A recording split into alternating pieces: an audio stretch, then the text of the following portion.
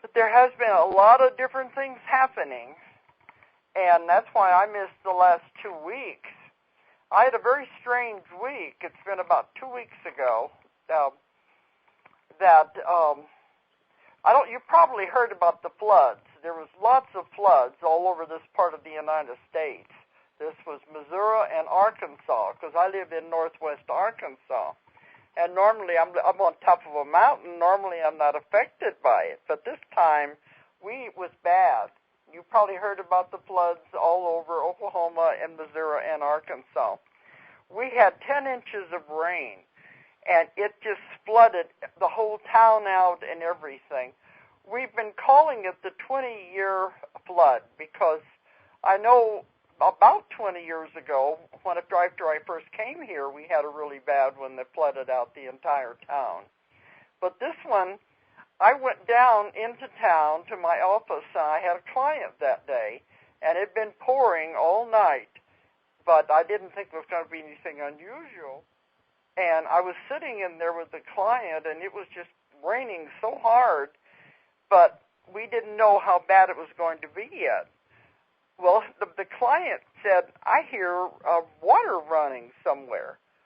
Now, if I've told you before, the office I had was a little concrete block building, and it was built into the dirt on 3 sides. So it was always kind of damp and musty in there because of that. But this time, we could hear water running, and I said, well, I thought it was just hitting the air conditioner. And then we looked in the little kitchenette, water was coming through the wall, running across the sink. And I said, oh, my gosh, we're trying to divert it into the sink. And the client said, no, there's something else. So we opened the bathroom door just as the wall burst. And, I mean, this was it was the most surprising, horrible thing that you can imagine. It's the one part of the building that wasn't cement block. And it was like all of a sudden, water will find the path of least resistance. And this whole wall that was just like sheetrock and paneling just burst open, and we have this huge gusher waterfall shooting out into the bathroom. And it was it was the most unexpected thing you could imagine. Then it began shooting across the room and then out into the other part of the office. Of course, the man started grabbing paper towels. I said, forget it. That's not going to do anything. This is an avalanche. And we didn't know what to do, and it began to come out into the office, so we started unplugging things. And then I had him throw the circuit breaker switches so we wouldn't be electrocuted. And then I called my daughter up here at my house, and I told her we got an emergency.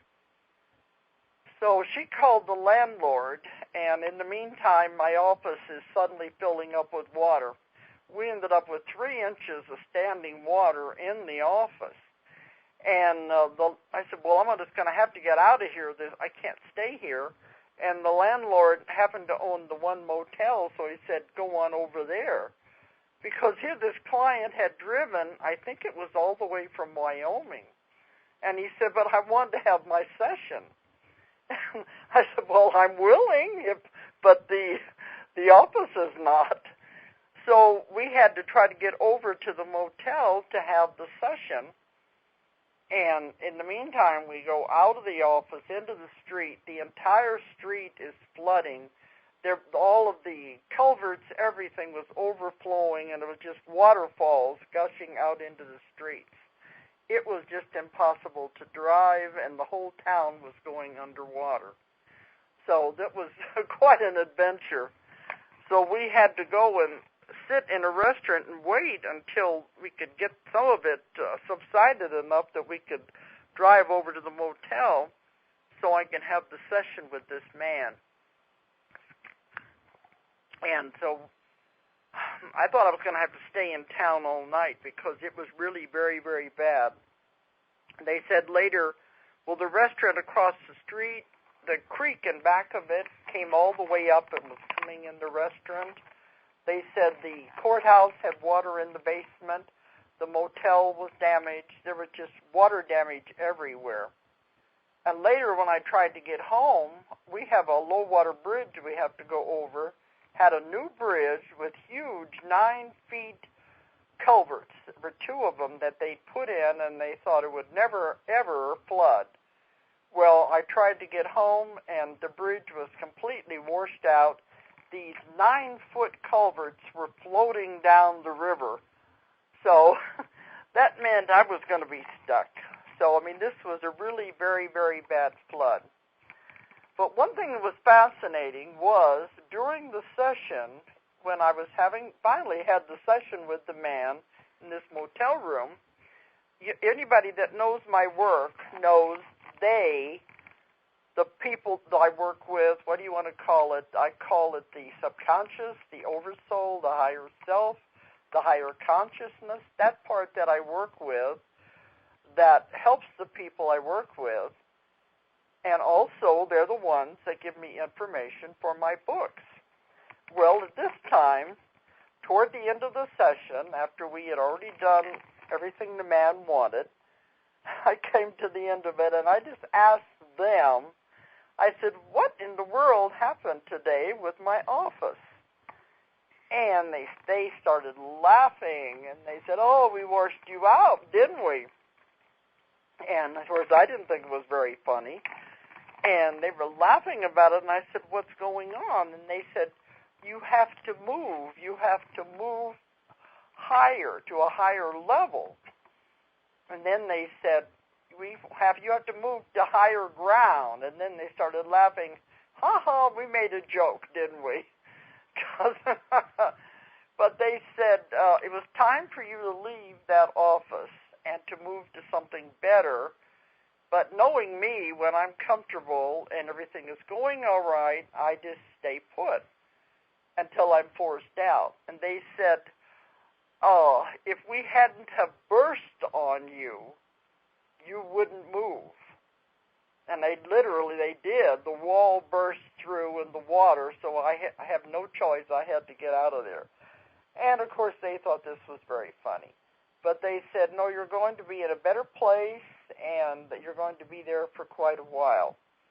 So, anyway, by the next day, we had to get in there to try to get the furniture up on concrete blocks so that everything wouldn't get soaking wet. And when they opened the door to go into the office, the water had stopped coming through the wall, but we had 3 inches of water standing in there, and it came out the door just like a river. So I said, no, I got no choice. I'm going to have to go somewhere else because this is going to take too much renovation.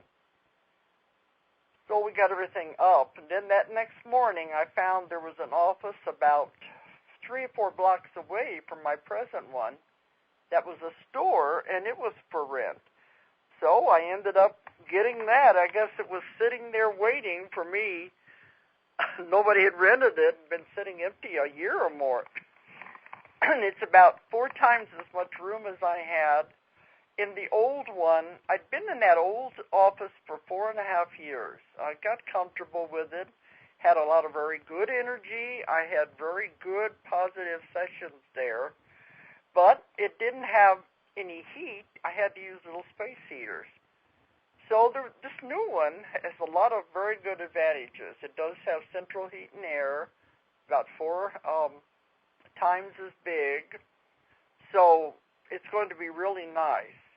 So that's what we had to do then. I had to move everything over there to try to get everything set up in the new office before everything got soaking wet. And we had to do a lot of remodeling, painting, and everything. So anybody who had appointments with me during this time, we had to cancel everything so that I could get this moved and get set up for the new office. But I'm still in the same town, just about 4 blocks away from the old one, right on the highway. But it shows you never know what's going to happen, and it can be very unexpected. A lot of people think when something like this happens, oh, this is very bad, why is this happening? But you got to look at the way they can see the bigger picture. and it was telling me it's time to move. And if you don't do it, we're going to push you out. Now, how many times does that happen in people's lives when all of a sudden they're just forced out of one situation because they're comfortable with it, they're stuck with it, and they're supposed to move into another situation? It could be a marriage, it could be a job, it can be anything. But all of a sudden, you're forced out of something because you weren't getting the clues, you weren't getting the messages, and then finally, I always say, they got to hit you up the side of the head. So at least it could have been a lot worse. But in the middle of all of that, then I got sick, and I never, ever, ever get sick. And I think it probably was because of the stress and everything that was going on.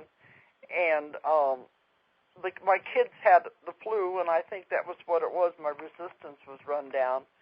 So I didn't do the show that Friday because all of this was going on with moving the office, and then I ended up in bed all that day. So I didn't do the show that night. So these are just the things that happen.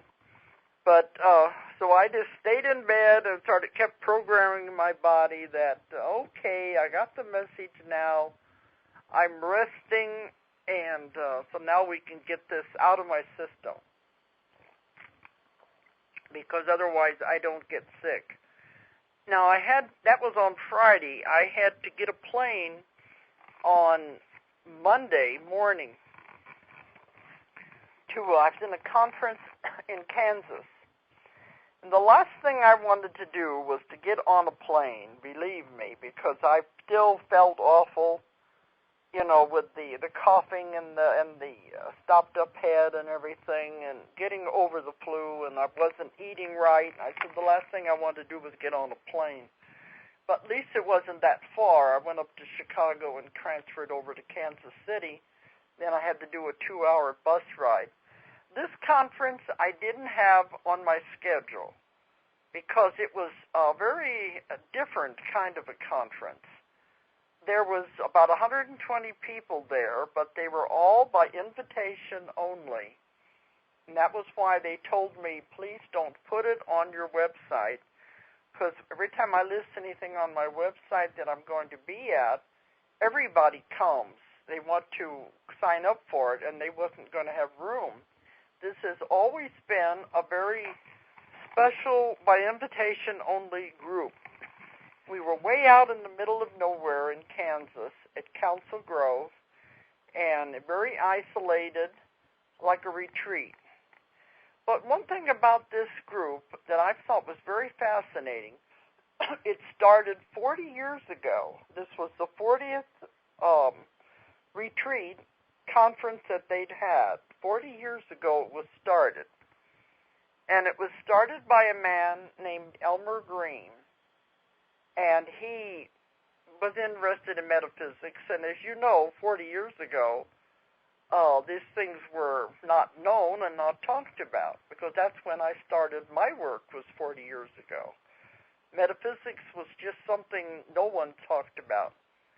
Now, this one, when it began, this man had an idea, and he began inviting people who were into these things. Now, in those days, the only way to get together and talk about these things was to go somewhere where you could hide. And that's essentially what you had to do. You couldn't talk to the average person about our belief systems, about metaphysics, about what we believe in and what we were finding out. You couldn't talk to the average person.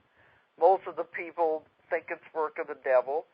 It's a lot better now, but if you think 40 years ago, people who were making discoveries in this field had nobody that they could share it with.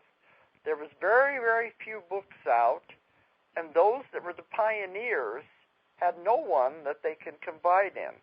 So this is where Elmer Green set up this conference and had them start to come. And they've been coming ever since.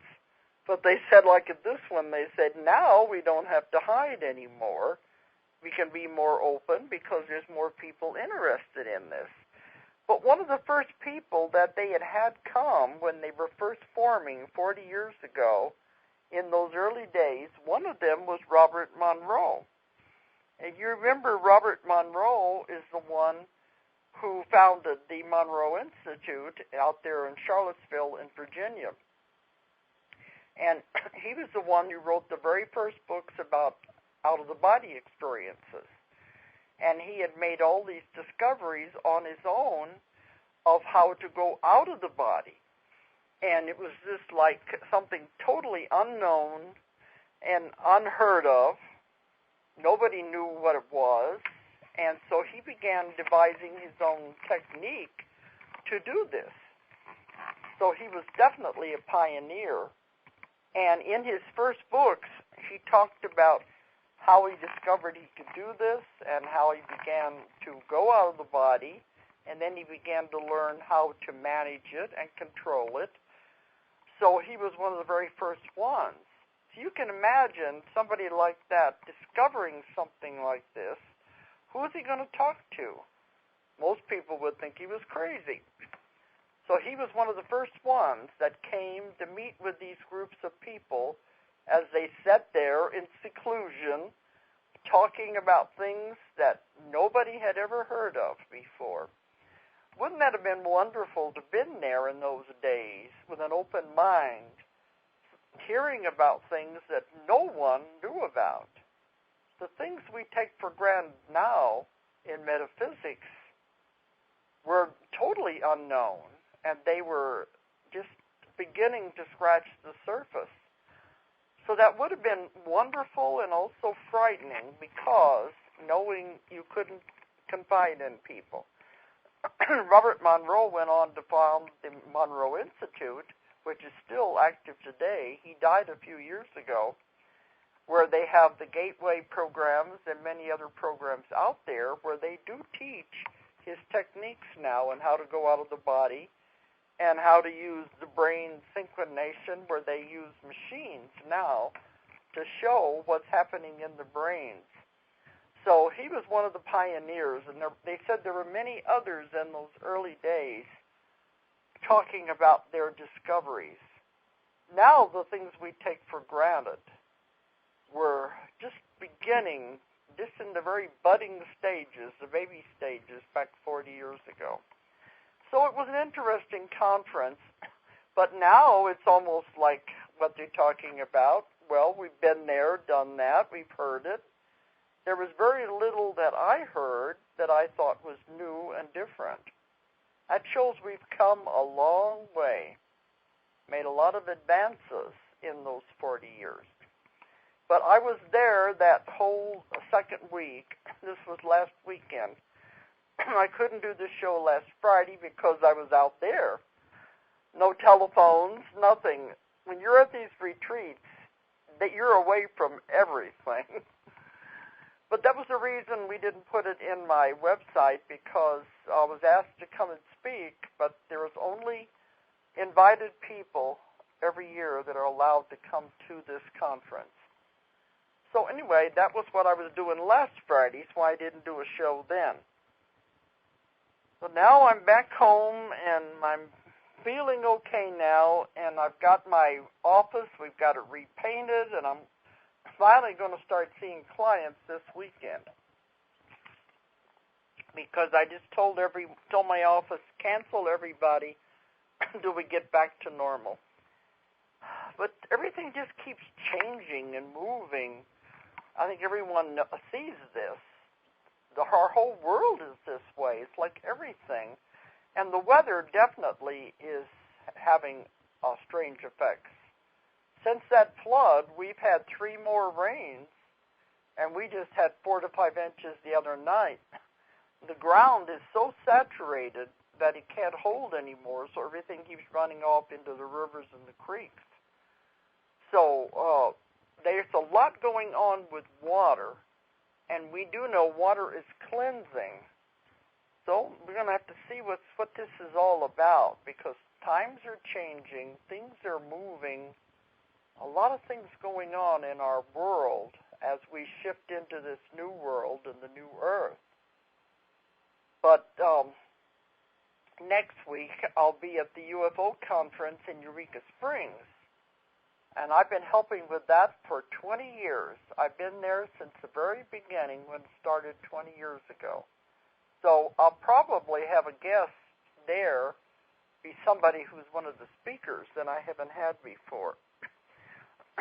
So we're going to try to get back to normal here anyway. I did want to say a few words about a wonderful woman who has just died, and those in the metaphysical field will be familiar with her. Verna Yater. She was an old friend of mine. I've known her for many, many years in this field. I've spoken many times at her retreats and her conferences that she put on. Verna Yater was a remarkable woman, and she did a lot of work with healing. And one of the things she worked with was what she called the spirit doctors.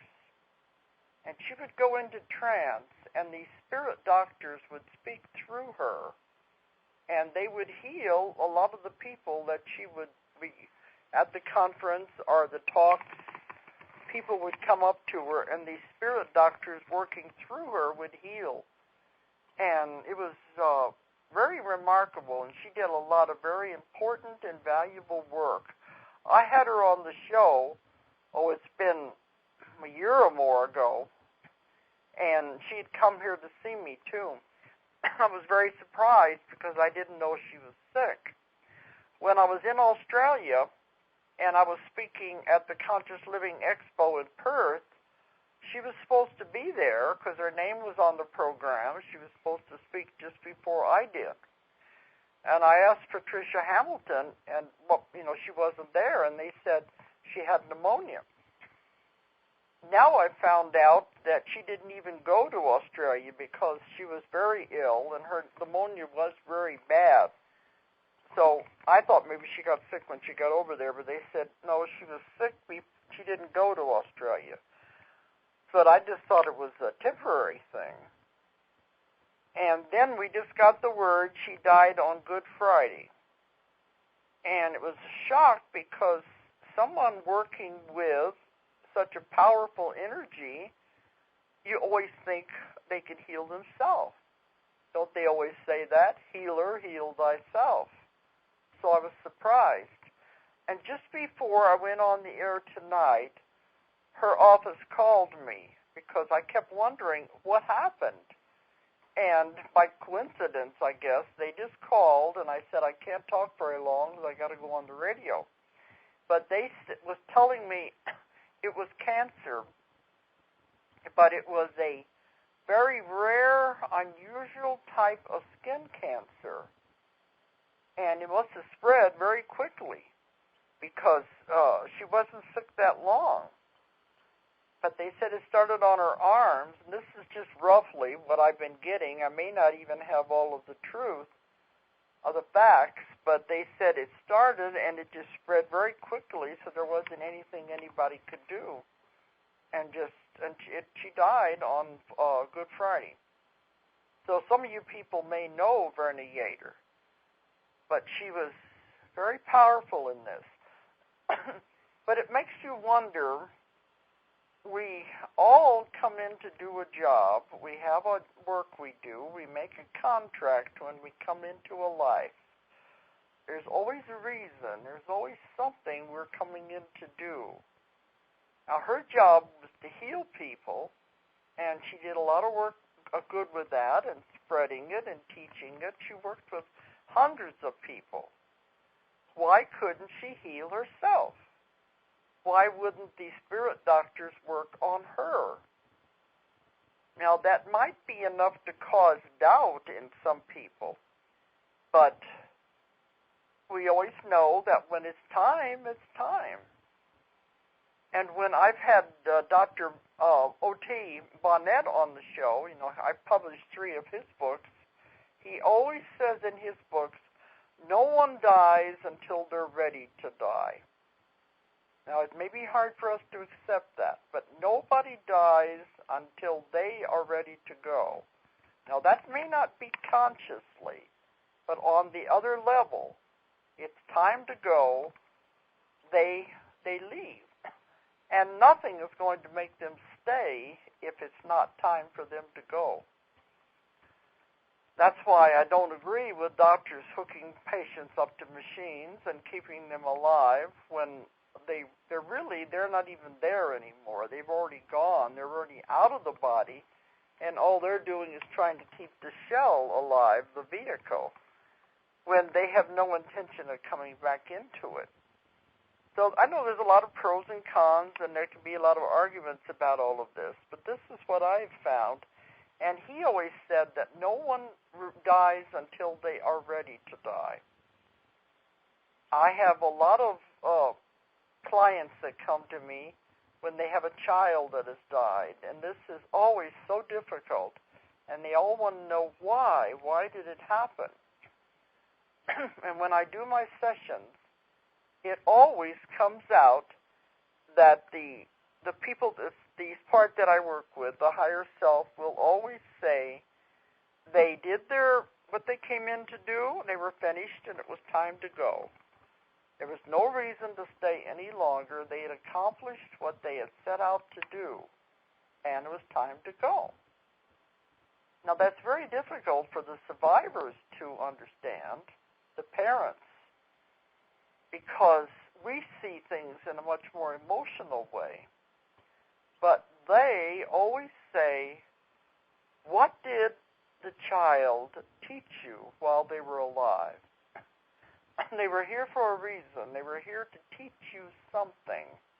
Usually the parents or those who are close to them. What did they teach you? What did you learn from the experience? If you learned one thing, it was worth it. No matter how difficult, how hard it is to understand, there's always a reason. Some of these reasons we probably won't even not know as long as we're alive. But we have to be grateful for that little bit of time that they were in our lives, because there was something there that they had to do, they had to finish, they had to accomplish. And that was what they were here for. Nothing is ever in vain. Nothing ever happens by accident. There's always a reason for everything once you start looking at it and examining it. And this is what I have to do in my work as a therapist. I work a lot with people who are grieving, who are in depression, who have gone through bad things in their life, and I have to work with these people to help them to understand and see what's really going on. And it's not easy. It's very difficult because a lot of these people are trapped in the emotion, and they have to get through that because there's something there they had to learn. Another thing I found in my work, when you come into a life, you do make a contract. My book, Between Death and Life, talks about what happens when you die, where you go, what it's like on the other side. I've talked about it on this show, but maybe it might be time again on another one of these shows to go over it all again. But that when you die, you look at your entire life and you see what everything you have done and what you have accomplished and what you have not accomplished. There may have been some things that you intended to do and you didn't do them. Or there may be things that you did that you wish you hadn't of. These are what we have to come back and straighten out. So we make a contract with the people involved. And we say, the next time around, this is what I'm going to work on. And you talk to these other people in your life that were in the other life, and you're going to make a contract. Let's go back and do it again.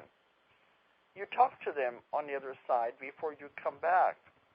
You usually say, we didn't do such a good job, did we? Let's go back and do it again. This time you be the husband, I'll be the wife. You be the mother, I'll be the child. You can move the roles around any way you want. It's only a play anyway. It's only a game.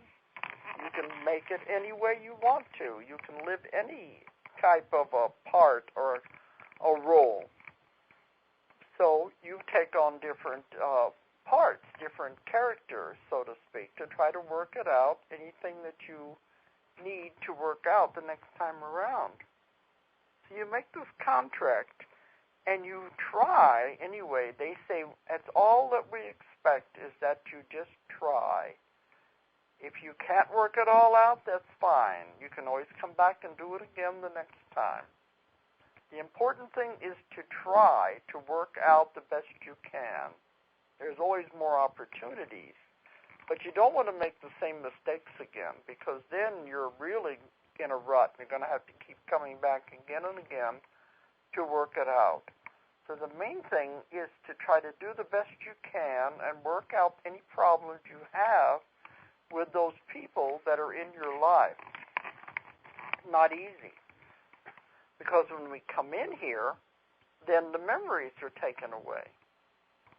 I asked them one time, I said, wouldn't it be easier if we knew why we were coming into a life? If we knew the connection with the people in our life, what we were trying to work out, wouldn't that be easier?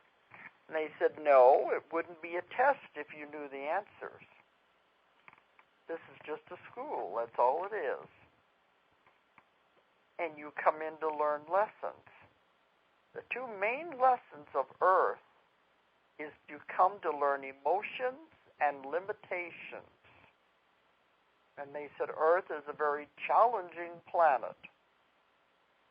A lot of them don't want to come here because it is very challenging. It's a planet of free will, which means everyone has free will. You come in with your nice little plan, your nice little contract. This is what I want to work out. But so does everybody else. All the other people come in with their nice little plans and their nice little contracts. Everything all wrapped up like a nice little Christmas present.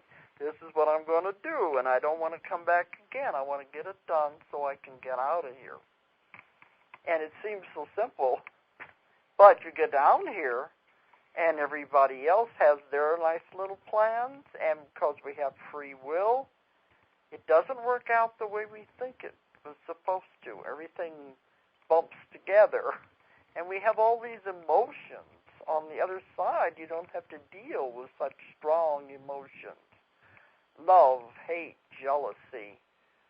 Those are very strong things to work with. And we come in here, and we're forced into the middle of all of it. So it's not easy. But that's the school. That is the way it is. That's the test. This is the kind of school that you can't skip a grade, but you can have to take a grade over again. If you don't get it right the first time, you're going to have to do it again the second time. You're not going to get out of it either way. But you'll have to take it again if you don't get it right the first time. So we try to get it right the first time. But it's a very challenging school. And I know I've had people go through the birth experience, and they'll say, I don't want to go there. That is hell. Earth is hell. They said because that's where people hurt each other. So they don't want to come here because they know it's going to be challenging. It's going to be difficult. But to get back to the death part that I was talking about, when you make your contract, you also make an exit plan. It's all part of the contract. You have to decide some way to exit the body. You make an exit plan. This is what I'll do. I'll live so many years. I want to get all these things worked out. I want to meet the people that I owe things to. We'll work all these things out. I'll live so many years, try to do the best I can, and then it'll be time for me to exit. And you decide how you're going to do it. You say, I don't know, what should I do this time? I've died so many hundreds of ways, and you have. How am I going to go out this time? You might say, well, I could just die a nice, simple death, lying in bed when I'm 100 years old. You might do it that way, or you might say, it might be interesting to die of cancer, just to see what the experience would be like. Now, this doesn't make sense on a conscious level, but on the other level, it does, because everything is only an experience. It's something we choose to go through. And how we handle it is the whole test of the whole thing. Or you might say, well, it'd be interesting. I think I'll get out here and get hit by a car. Or I'll be driving a car and get hit by a train. That'd be an interesting way to go out. Because it doesn't matter how you do it, you are going to exit the body one way or the other. Then once you exit the body, you go on to the other side, reevaluate the whole thing again, start all over again. But on the other side, there's also lots of schools, there's lots of things to do. It's really very, very wonderful over there. But I don't want to encourage anyone to go before it's time for them to go. Because if you do, you have not fulfilled your contracts. You have left too many loose ends to where you're going to have to come back and do it again. You never get out of it. You have to do it again with the same people, and it'll be worse the next time. That's why you try to work these problems out now. You don't get out of them by just getting out of the life or whatever you decide to do. You could sit in your front room and never go anywhere. Never interact with people.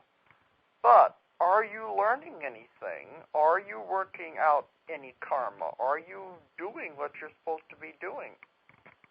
We don't know. We can't judge. We don't know what another person's contract is. But you all come in for a reason and something you want to accomplish.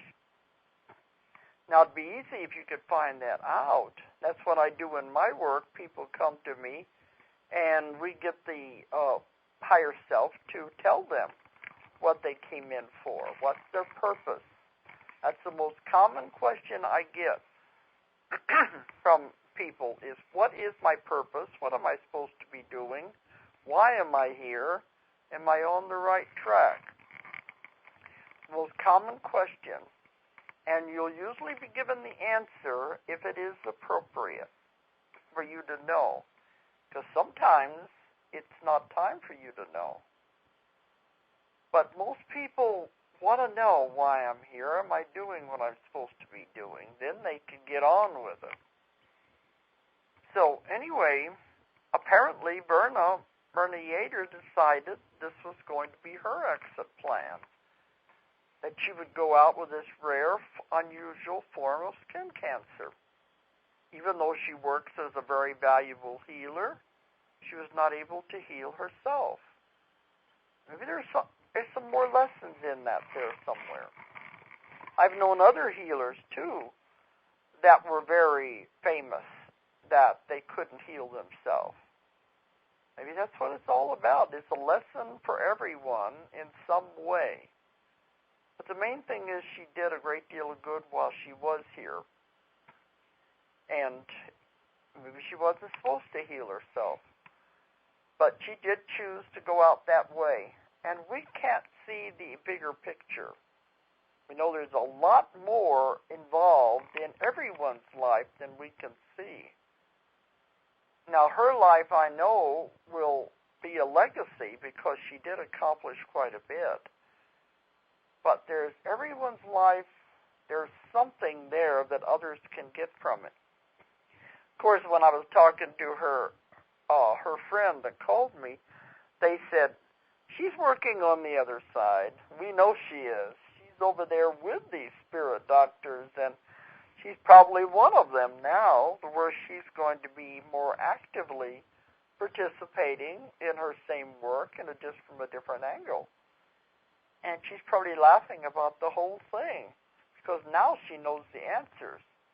I know she told me one time she wanted to know who were these spirit doctors she worked with. And the answer that came out was it wasn't for her to know. Well, now she has the answer. She's there. And she can see these things. And she's probably laughing about it because it's so clear. It makes so much sense. Once you get out of the body, once you get the blinders off, because we have these blinders when we come into the body, and once you get all of that taken away, then all of a sudden everything is very clear, very simple, really. Makes so much sense. But we're not allowed to know when we come in. In my new book, the Convoluted Universe, Book 3, there was a lot in there about God and about the going to the other, to what we're supposed to accomplish, where we come from. I've got a lot of material that I'll be talking about in future shows. But one of the things it said was when we're with God in the very beginning and before we come into the life, when we're on the spirit side, there is so much love, so much incredible love. There is so much compassion. You can't even imagine it. Once you experience it, they said you never want to leave that. It is so encompassing and so wonderful that it fills every single cell of the body, every single pore. When I've had people experiencing going back to God and going to the spirit side, it is such a wonderful experience that they would really never want to leave. But they choose to come to earth because there's things they have to work out. Their lessons aren't finished. There are things, they've made mistakes. There's things that have to be worked on. So they have to leave that and to come to earth. And they come in, as I said, with their nice little plan. They have had consultation with the guides, the guardian angels, the masters over there. They have a lot of people that they can confer with, get advice. Now, these guides, guardian angels, elders, and masters can't tell you what to do. They can only advise. It's up to you to make the decisions, what you're supposed to do. I've said this before, too. There is no God sitting on a throne waiting to punish you. When you get over there and you look at your life and you see what you have done, you also see it through the eyes of everyone that you have come in contact with. You see it through their eyes. And some people say, I didn't know what I did hurt them like that. I didn't know what I said hurt them that way. I didn't mean to do that. I'm going to have to go back and I'm going to have to make amends. I'm going to have to work this out. I've got to repay it. And that's when you make your decisions with your contracts. But you look at your life, no one punishes you, says you must come back and do thus and such. You judge yourself. Nobody else judges you. You look at what you've done and what you've been through, you judge yourself. And there is no harsher judge than you yourself. So you decide what it is you're going to do when you come back. You decide what you're going to try to work out. A lot of people say when they're here and I'm talking to me and they say, I don't remember writing this script. They laugh about it, but really you did. You decided the things that were going to be in your life. Now, that doesn't mean it's set in stone, because it's not. We are constantly given the chance we can change things. That's all it's all about. That's what free will is all about. Interacting interacting with people, we can make changes. If we don't like the way our life is going, we can turn it around. You create your own reality. You create everything that is in your life. And once you realize that, the power that you have tremendous power. Once you realize you created everything that is in your life, every situation, you did it for a reason. Once you understand that, if you don't like what's in your life, and many people get upset when I tell them that you created this. If you don't like it, if it's not what you want, then you can uncreate it. That's how powerful your mind is. You can change the circumstances. You have power to do it. Anything that's in your life, it doesn't matter what it is. Once you look at it, God will never force you into a corner. There will always be a way out. You will always have a choice. No one ever pushes you into a corner. Was that somebody caller? Yes, this is Leanne in Louisiana. How you doing? Okay, we only got about another 5 minutes. I was coming into the wind-up. Okay, what did you want to ask? Well, I saw on your site or on the little letter that I could get a past life reading. Well, what I do is therapy, and it's past life regressions. Okay. But I do it in my office. Okay. And you would have to call my office to set up appointments. Okay. And my sessions run about 4 hours.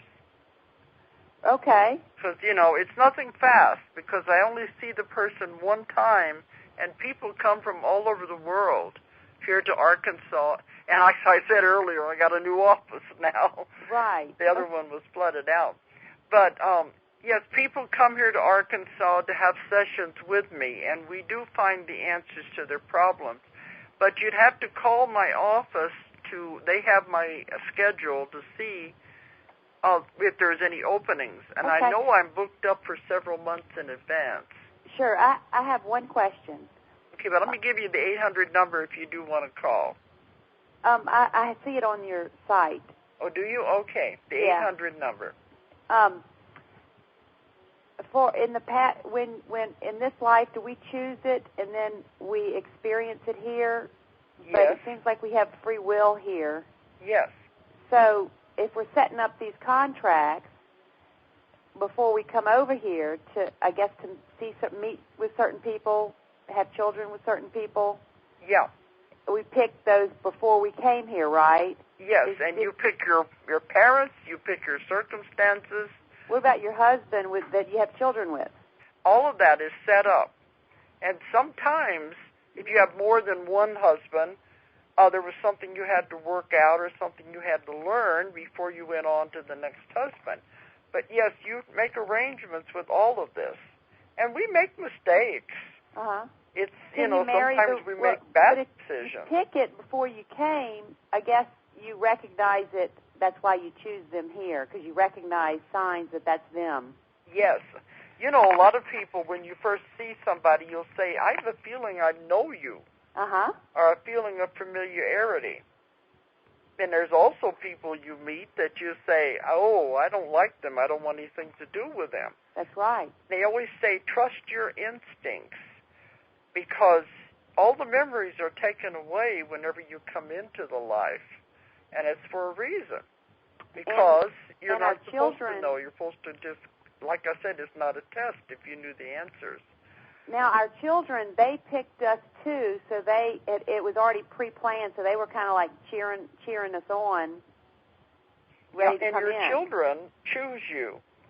Before, in the contract? Before they come in. Before I came in as well? Yes.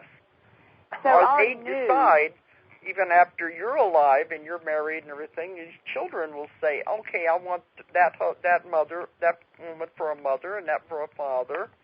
Because sometimes there's other things they want to work out with you. Or sometimes it's just, this would be a good mother and father to teach me something. Right. There's always a reason, and nothing is left by chance. Even adoptions, they know in advance that they will pick these parents for the biological, body, the characteristics of the body. Uh-huh. That they know they are not going to stay with that person. They also know who is going to adopt them. I was adopted, so. Yeah, this is all set up. But as I said, best laid plans can go awry because of everybody else involved. Things can happen, and maybe it doesn't quite work out the way we start out, with our original plan. Right, so we make the original plans, and sometimes people make choices that don't allow it to happen. Yeah, in which case, if you can realize that, you can change your life. You have power to turn it around once you realize it's not going like I thought it should go. Because you do have power to change things in your life. You're not stuck, in other words. And because that's my question. If it's pre-planned, but yet we have free will, something doesn't. Those two don't really mix too well. I mean, either it's pre-planned and it's already mapped out. I just need to sit back and let it and ride it, or I have free will to choose at any given moment. Yes. So I guess that was my question. If it was all predestined, you'd be like a puppet. You would, somebody else would be making all your decisions for you. You wouldn't learn anything. So you have a basic plan, and then what happens after that has to do with free will. But it's not set in stone, this must happen, because then it's predestination, which you don't learn anything that way. You learn through your mistakes. So is it our inner guidance system that kind of guides us on our contractual path? Uh-huh. Trust your instincts. Okay. Your inner feelings. Because, you feel things. And especially women are more intuitive than men. Men have them too, but I think they deny it. To where you feel it inside that something isn't right. Or you trust your instincts. Okay. Your gut. They say, listen to your gut. That will usually be your guides and guardian angels trying to give you messages. They love to help you, but they can't interfere. They can only help you if you ask for help. And they say that nagging feeling you have sometimes is them trying to get a message across to you. Oh, the nagging feeling, or the feeling that doesn't feel right. nagging feeling, and something inside you that's not right. Yeah, they're trying to tell you something. So you learn to listen to that. And if something is going the way it should, it'll just go with the flow. It'll be very easy. If obstacles are put in the way, then that means you're not supposed to go that way.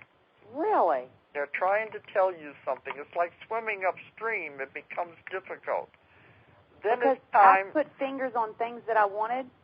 Well, then it's time to step back and look at it and say, is this really what I want to do? Because there's obstacles here. This doesn't seem right. If it's right, it will be easy. Everything will just fall into place. Really? Okay. I'm watching the clock. Sure, I know. I'll pull the plug on me here. Cause I have go ahead. I was going to close it down, but I appreciate your time, and I'm going to step on back and let you finish. Okay, because I just had one more thing to say before I go off the air. But you call my office, 1-800-935-0045, and my schedule is also on there of all the places I'm going to be. Okay. Okay, thanks. And I wish you luck. Thank you. Okay. I just wanted to finish up with one remark there, is that whenever we come in with this life, that then all the memory has to be taken away of the other side, and the memory of making the contracts and everything has to be set up that way. And people come in and they're saying, I got to remember. And then the minute they're born, it's, I don't remember anymore, because it has to be taken away. And they the higher self says, you don't know how we admire you people for coming in. Because to come in like this, with all memory erased, and to think you're all alone, they said that is remarkable, because no one is ever alone. And they say you have to find your way back all by yourself. That to them is remarkable, the courage it takes to be a human, to come in, think you're all alone, and discover it by yourself. I'm not alone. And to find your way back to the source by yourself. So I encourage everyone, anyway, as I was telling her, listen to your instincts. Your whole life is ahead of you. You can make changes if you don't like it. I'm going to have to go off the air now before they pull the plug. All right, next week I'll be at the UFO conference in Eureka Springs, and I'll be doing an interview there. But I hope everybody, at least you're high and dry and not flooded like we are. Okay, good night, everyone, and thanks for listening. If you enjoyed the show, check out more of our other videos, and be sure to subscribe and click the like button. Thank you for listening to the Metaphysical Hour with Dolores Cannon.